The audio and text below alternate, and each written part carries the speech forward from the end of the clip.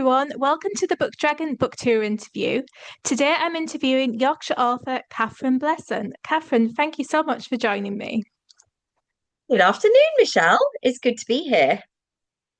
And we're here to discuss the subject of this week's online book tour, Tea for Tolerance. So I'd like to begin by asking you, can you give our viewers a brief overview of the story of Tea for Tolerance? Absolutely. So, Tea for Tolerance, I'm following Satya, and she's a 17-year-old girl living in a near future Britain where tolerance has become totalitarianism. And when she makes a simple online comment about her faith, she suddenly finds herself targeted by the nation's thought police. And the thought police are monitoring and punishing any belief that's deemed offensive or exclusive. You may have come across the term thought police from George Orwell's book Mm. 1984 as well. Um, the heart of the story unfolds because Satya discovers that her own twin sister has reported her to the thought police. And she did this because she believed that she was protecting Satya from worse consequences. But obviously, this betrayal sends cracks through their once close relationship. And it forces Satya to figure out how to navigate school, family, and faith while under suspicion in a society that's sort of no longer allowing any sort of honest disagreement. And she gradually finds that all of her rights are being stripped away and eventually ends up in a mind control center from which she is forced to flee for her life. I won't go into any more detail about what happens, Mhm. but that's in essence the story.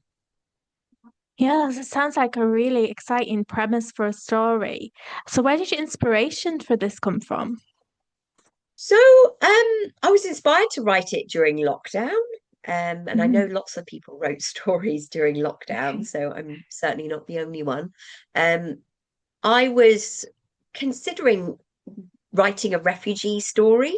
But at the same time, I was pondering how I could incorporate the whole thing of write what you know into a refugee story because I'm not a refugee, never have been, although I know lots of people who are. Um, but at that point, my protagonist came to mind. So she's a young adult with a strong Christian faith, much like myself. Or, well, not the young adult bit, but the faith. And she's mixed race. So my own children have the same ethnic mix of Indian and white British as Satya Mhm. does.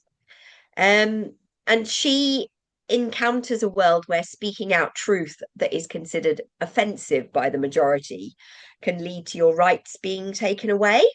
So this would then become a reverse refugee story with a young woman who's from the so-called safe democratic nations having to flee for her life and freedom because we always think about refugees as coming from places like Sudan and Eritrea and Syria and so on. So, but we never think about them as coming from the West.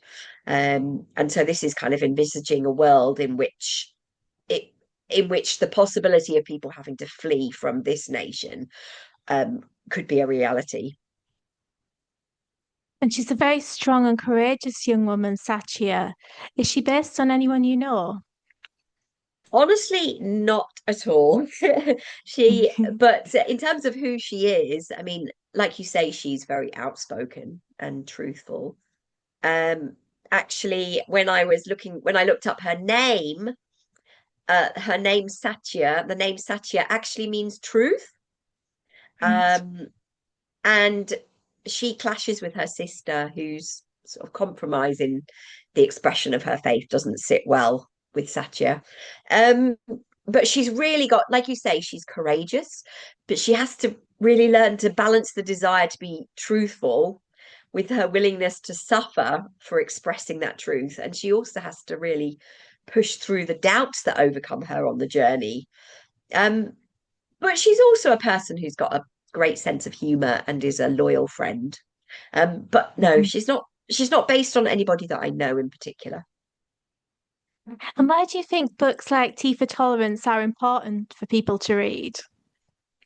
Well, I think it's really important to consider the consequences of where we're going as a society. Mhm. So, cancel culture and intolerant thinking on both sides of the political spectrum is very much a reality of where we're at as a culture. And not everybody has this kind of thinking, but it's it is very much a part of who we are, especially with the rise of social media. Um, and I believe that this tendency actually comes from a place of fear and insecurity. That kind of fear of what will happen if someone disagrees with me? Will my identity be shaken somehow? I really think as well that dystopian books like my own can shine a light on our society and open up readers' eyes to potential problems with our existing ways of doing things, expose the possible consequences of our trajectory as a society, um, if we continue down, certain paths. And it can also ultimately trigger creative new solutions to some of our problems.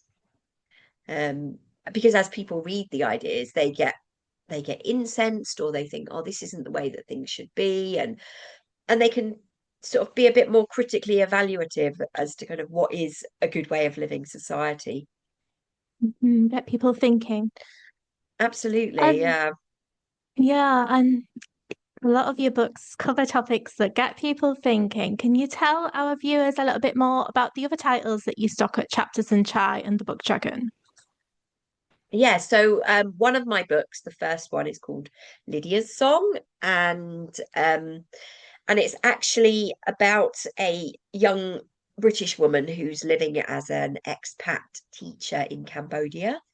And she gets involved with a young Khmer, romantically with a young Khmer man, so one of the local men, and at the same time she takes into her home a Vietnamese girl who's run away from home, and like a vulnerable Vietnamese girl, and informally fosters her.